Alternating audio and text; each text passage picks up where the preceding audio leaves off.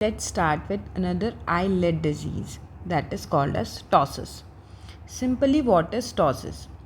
Generally आई को ये जो eyelid वाला पार्ट है अपर eyelid कवर करती है कॉर्निया को ओनली 1/6 पोर्शन यानी अप्रॉक्सीमेटली 2 mm जितना. अगर ये इससे ज़्यादा कवर करे यानी ऐसी कंडीशन जिसमें ये ड्रूपिंग दिख रही है यानी ड्रूपिंग या abnormal drooping of an eyelid, generally 1/6 of the cornea is covered यानी अप्रॉक्सीमेटली 2 mm पोर्शन को जनरल कवर करता है. अब नॉर्मली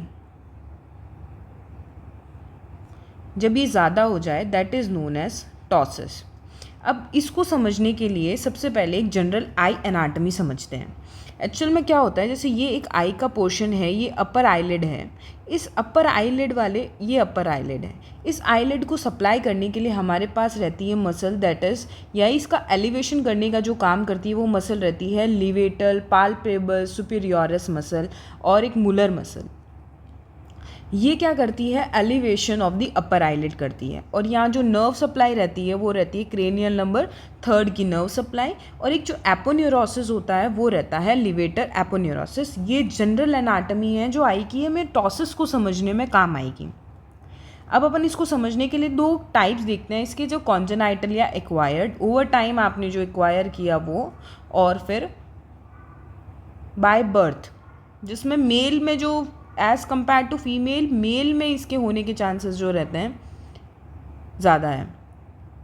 यहाँ जो मेनली मसल अपन बात करेंगे लिवेटर, पाल्पेबल, सुपीरियोरिस की, इसका जो ओरिजिन रहता है वो ऑर्बिट से रहता है और इसका इंसर्शन जो है वो एक कनेक्टिव टिश्यू की तरफ रहता है टार्सस पे.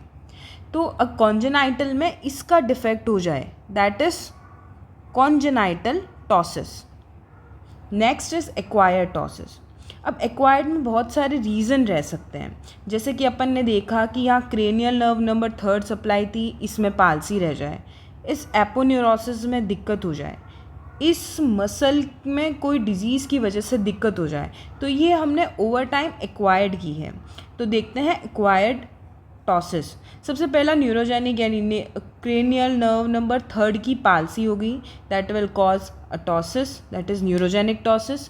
Myogenic muscle, myasthenia gravis. Myasthenia gravis को थोड़ा सा समझते हैं. जो माइस्थेमिया ग्रेविस रहता है एक तरीके की ऑटो इम्यून डिसऑर्डर रहता है.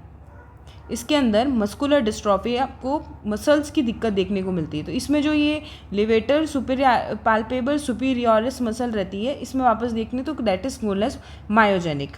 और एपोन्यूरोसिस में जो ये लिवेटर एपोन्यूरोसिस था इसका डिफेक्ट, तो ये एक्वायर्ड कॉज करेगा. Next is mechanical. मैकेनिकल में अगर ये आईलिड के ऊपर कोई भी ऐसी चीज़ हो गई जो इसको वेट कर रही है या फिर ड्रूप करने के लिए रिस्पॉन्सिबल है, that is mechanical. Either an oedema, chalazion यानी stye, tumour, trauma, medication, drugs use करते हैं, प्रोलॉन्ग हेरोइन का use, prolong pregabalin use, prolong morphine use, that will cause a mechanical ptosis. Now comes to an investigation. कैसे पता करेंगे कि कौन सा वाला टॉसिस है या किस तरीके से है. अगर माइस्थेमिया ग्रेविस आपको लगता है कि यहाँ पे माइस्थेमिया ग्रेविस होने के चांसेस है, तो सबसे पहले एक टेस्ट होता है जिसका नाम है टेंसिलॉन टेस्ट. टेंसिलॉन को यूज़ किया जाता है. एक और इसका नाम रहता है वो रहता है एंड्रोफोनियम. एंड्रोफोनियम एक तरीके का एसिटाइल कोलिनेस्टरेज इनिबिटर रहता है. अगर इसको आई के ऊपर, उस मसल के ऊपर यूज़ किया जाता है तो 2 या 5 मिनट के अंदर आपको एक पॉजिटिव रिस्पॉन्स मिलता है. यानी देखें कि मसल इसको इंजेक्ट एक आईवी फॉर्म में लगता है एंड्रोफोनियम. आईवी देने के 5 मिनट, 2 मिनट, 5 मिनट के अंदर आपको एक इम्प्रूव्ड सिचुएशन मिलती है. इसका मतलब पॉजिटिव कन्फर्मेशन है कि आपको माइस्थेनिया ग्रेविस हुआ है. इस वजह से ड्रूपिंग ऑफ आईलिड मिली है. वेयर अगर वो इम्प्रूव नहीं होता, it's means the muscle weakness is due to any other reason, तो माइस्थेमिया ग्रेविस नहीं है. यानी पॉजिटिव यानी उसका सही होना ये शो करेगा, confirms that there is an myasthenia gravis. Next is phenylephrine test. ये एक हॉर्नर सिंड्रोम के अंदर होता है. हॉर्नर सिंड्रोम में होता क्या है, जैसे ये फेस का एक पार्ट है, फेस है और फेस का कोई पोर्शन जहाँ पे एक नर्व सप्लाई हो रही है,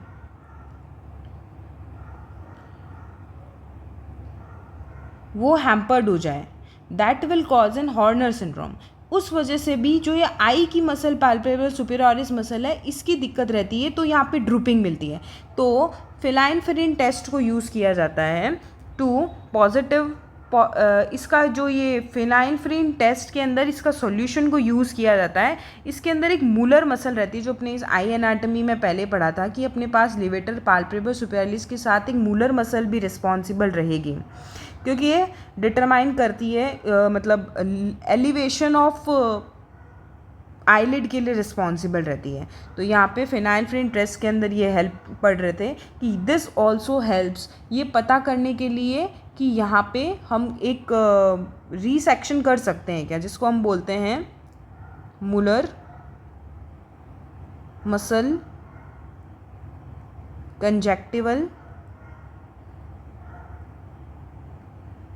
रीसेक्शन सर्जरी।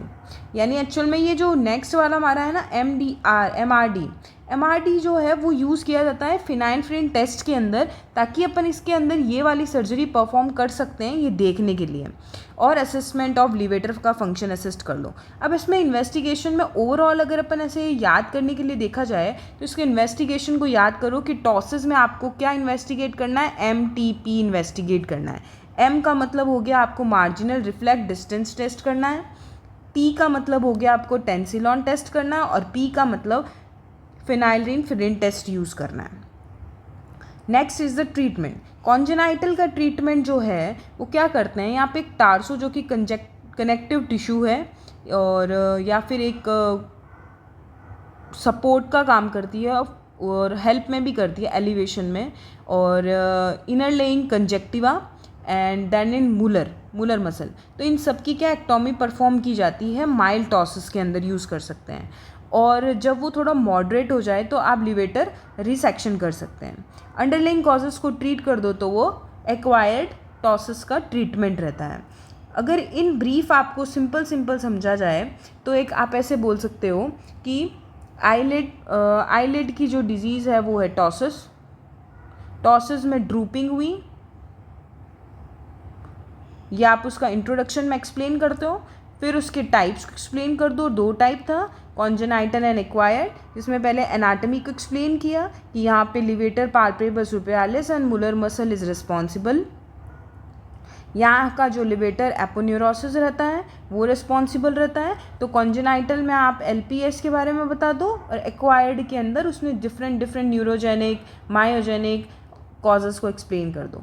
नेक्स्ट ट्रीटमेंट की जब इन्वेस्टिगेशन की जब बात आए तो आप इसमें MTP को एक्सप्लेन कर दो, और ट्रीटमेंट की जब बात आए जो सर्जरी दिखा रखी है अपन ने टार्सो कंजक्टिवाइटल मुरेक्टोमी एंड लिवेटर रिसेक्शन, ये 2 टर्मिनोलॉजीज को लिख दो that is use in treatment of congenital, और फॉर एक्वायर्ड अंडरलाइंग कॉजेज़ को ट्रीट कर दो।